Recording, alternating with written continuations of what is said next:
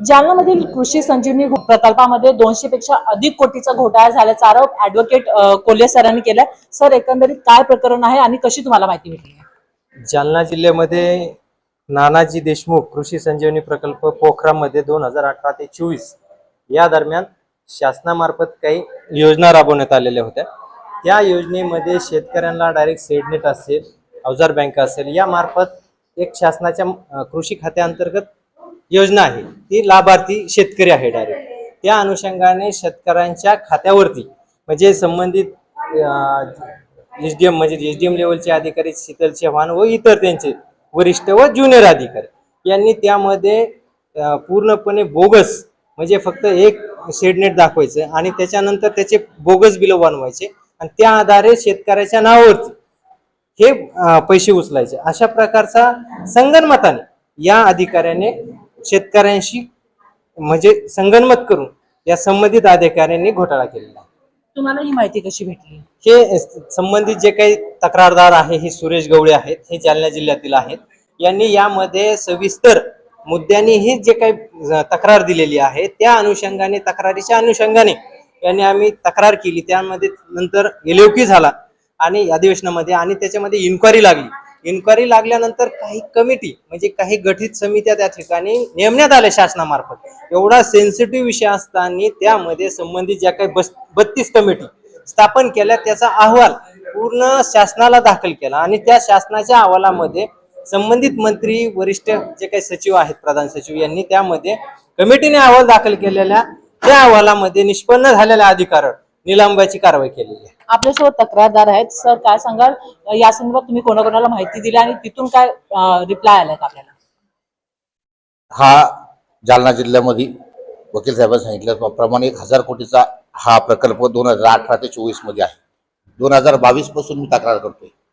2022 ला तक्रार केल्याच्या नंतर 56 लाख रुपयाचं निघाली, त्यानंतर जे 3 कोटी निघाला आणि आता 64 कोटी 98 लाख रुपये म्हणजे हे वाढत जातं। आता लोक 68 कोटी रुपयाची जे का ऑलरेडी त्याच्यामध्ये गव्हर्नमेंटच्या हिशोबाने माझ्या हिशोबाने 200 कोटीपेक्षा जास्त आहे, परंतु 68 कोटी रुपये हे सरकारी कागदाच्या हिशोबाने त्यांनी जे दिलेले डॉक्युमेंट आहे त्या हिशोबाने आतापर्यंत जे म्हणजे वसुली पात्र रक्कम जितकी दाखवलेली आहे आणि त्याच्यामध्ये 3 कोटीच्या याच्यामध्ये 2 अधिकाऱ्यावर गुन्हा दाखल करण्यात त्यांनी पत्र काढले। परंतु हे माझी अशी मागणी 12 अधिकाऱ्यावर गुन्हे दाखल झाले पाहिजे। ऑलरेडी जे दोषी आहे ज्यांनी चौकशी दाबण्याचा प्रयत्न केला त्यांच्यावरही गुन्हा दाखल व्हायला पाहिजे आणि मुद्देनिहाय चौकशी जर झाली, मुद्देनिहाय चौकशी नाही झाल्यास आम्ही न्यायालयात जाणार आहे आणि ह्या लवकरात लवकर यांनी जे 69 कोटी 5 लाखापेक्षा जर जास्त असेल तर हे ऑलरेडी गुन्हे दाखल करते। आर्थिक गुन्हे शाखेकडे प्रकरण वर्ग व्हायला पाहिजे। मी एससीपीलाही याचं निवेदन दिलेलं आहे, ऑलरेडी जे का लोकायुक्ताला निवेदन दिलेलं आहे, राज्यपालाला निवेदन दिलेलं आहे,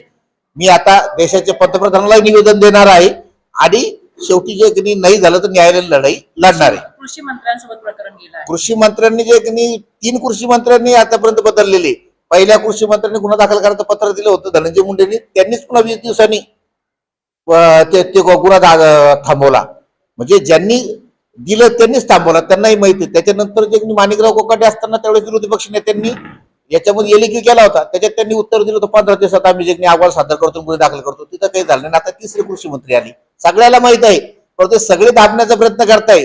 तुम्ही जे रड्ड्यावानी करा मी मारल्यावानी करतो अशी कंडिशन आहे। जे सगळे याच्यामध्ये इन्व्हॉल्व आहे यायला जे सगळं ते प्रकरण दाबायचंय, नाही तर आतापर्यंत या प्रकरणामध्ये सगळ्यावर गुन्हे दाखल झाले असते आणि निलंबित झाले असते। प्रकरण जालन्याचं आहे आणि तुम्ही मुंबईमध्ये येऊन न्याय मागतात, जालन्यामध्ये न्याय नाही भेटलं तर?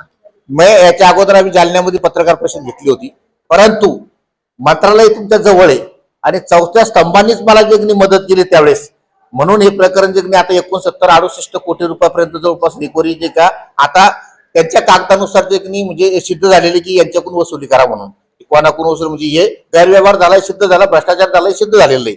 इथून तुमचं मंत्रालय जवळ असल्यामुळे हे मुंबईला आवाज मुख्यमंत्री लाडके जे मुख्यमंत्री हे देवाभाऊ यांना हे आवाज जाव आणि त्यांनी त्यांचे अधिकारी शेतकऱ्याचा उंचांक वाढवायच्या ऐवजी जे स्वतःचा उंचांक वाढवत आहे हे त्यांना जे कळाव, म्हणून आम्ही इथपर्यंत मुंबईत आलो। बरं, हिवाळी अधिवेशन येते, पुढची भूमिका कशी असणार? आपली आंदोलन करणार आहात का?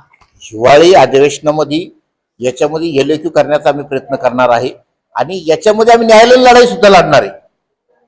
म्हणजे हा जो हा प्रकरण तडीच नेण्यापर्यंत आम्ही हे 2022 पर्यंत लढतोय, आतापर्यंत तेच करतोय. 22 ते आता जे 26 3 वर्ष झाली. 3 वर्षामध्ये आत्ताशी 68 कोटी लोक आले. आता पुढे बघू काय काय होतं. धन्यवाद आमच्याशी बातचीत करण्यासाठी. तर हे होते जालना जिल्ह्याचे तक्रारदार आणि ऍडव्होकेट ज्यांनी सांगितले की जर आम्हाला न्याय नाही भेटला तर आम्ही न्यायालयीन लढाई लढणार आहोत. व्हिडिओ जर्नलिस्ट अब्बास सोबत मी प्रियंका सिंग, दिव्य भारत न्यूज, मुंबई.